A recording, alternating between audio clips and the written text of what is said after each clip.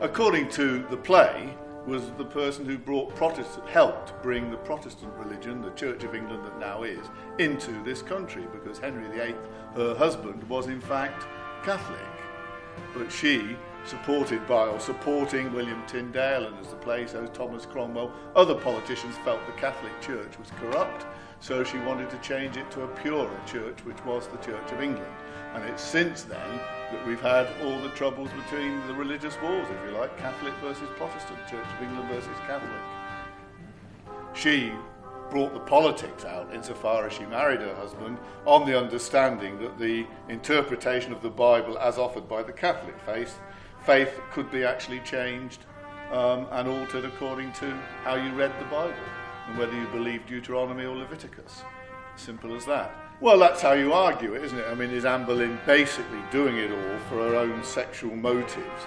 But it seems to me she was a woman who was able to abstain from Henry for 7 years, and that's one of the running gags of the play. She did not sleep with Henry until after 7 years, till she was guaranteed to be his wife and therefore queen. But yes, what she does is control her sexuality and use it in such a way that Henry becomes desperate for her.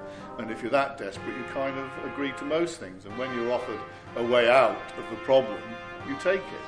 But you could argue, yes, I mean, she's a manipulative woman who uses her own sexuality to get what she wants. But the play argues that she did it for the best of reasons.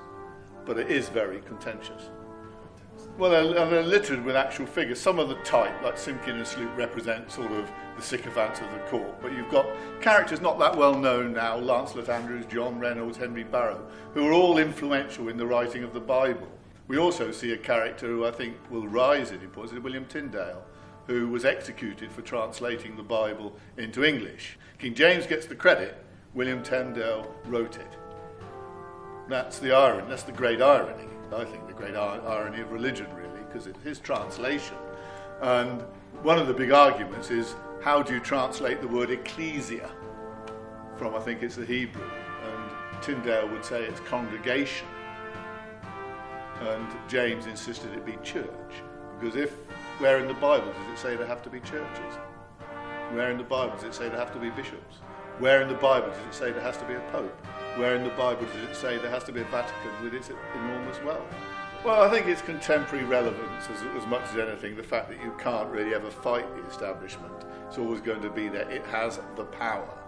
What I like is emerging again is the power, the powerlessness of most women, and how Anne survives that and becomes one of the sort of figures of history, women who had such a major contribution to history, and I suppose to the world we live in now. Also, I think, just the sheer beauty of it, the machinations, the backstabbing, the splendour, and then we've got some tremendous costumes in this play.